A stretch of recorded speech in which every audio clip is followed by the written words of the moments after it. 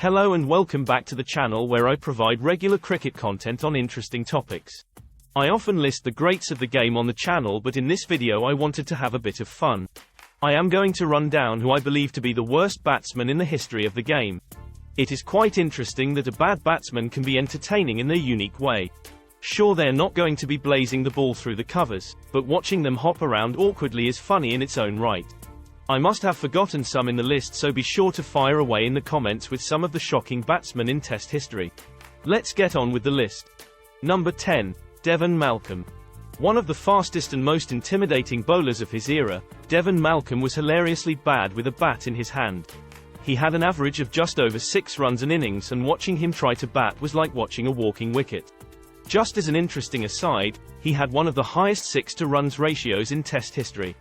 He scored just 236 runs in his Test career, of which 15% were in sixes. This shows if he middled it, the ball went a long way. Just finding the middle and not the edge was Devon's problem. Number 9. Fidel Edwards. Fidel Edwards is another player who won't go down as the worst ever, but an average of 6.56 in 88 innings puts him in the conversation. One of the stats I like about Edwards is that he had 190 innings in first-class cricket and his highest score was just 40. Even Devon Malcolm scored a 50 once. Number 8. Courtney Walsh. Next up, and perhaps the best bowler on the list, is the West Indian legend, Courtney Walsh. Walsh was a true number 11 in every sense. Walsh has the undesirable record of the most ducks in Test cricket, 43. He played a mammoth 132 Test matches and batted in 185 innings, only twice passing the 30 barrier. Number 7. Bruce Reid. On stats alone, Reid may have all of the other rubbish batsmen beaten. Frankly, as a batsman he was atrocious. In 34 innings he scored a paltry 93 runs at an average of just 4.65, top scoring with just 13 in 34 innings. You'd think he would have been able to edge his way to 20 at least once. Number 6. Phil Tufnall. Tuffers was one of those batsmen who it was hard to not feel sorry for.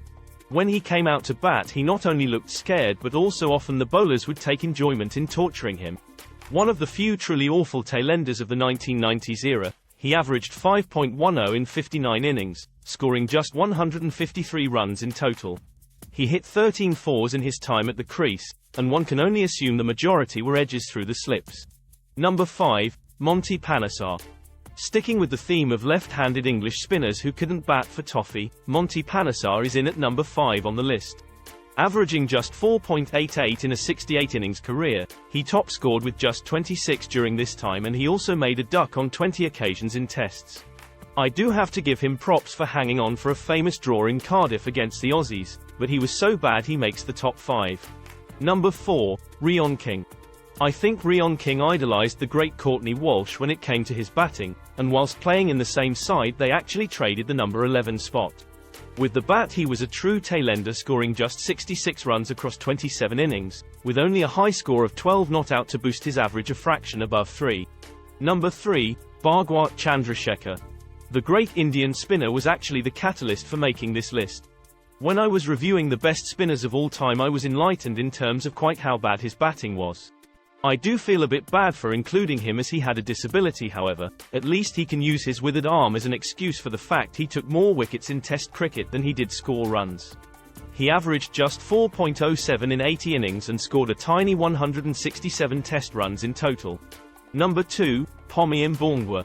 Pommy Mbongwa holds the dubious honour of having the lowest batting average in the history of Test cricket, out of all the players who have played a minimum of 15 Tests. He averaged 2.00 in his 25 innings, scoring just 34 runs with a high score of 8. Who could possibly beat that?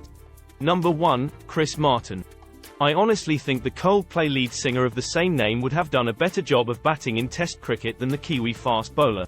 In 104 innings, Martin averaged just 2.36 and he scored just 123 runs. He was dismissed for a duck 36 times, leading me to believe he would have flown past Courtney Walsh's record, had he played more games.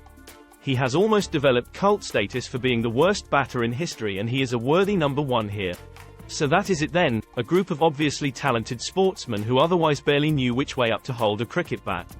It is interesting to me how they could be so bad whilst having access to the best coaches and equipment in the world. But with that said, they make this game of ours more entertaining, so for that reason I want cricket to carry on churning out the rubbish batsmen for our enjoyment. Thank you everyone for watching.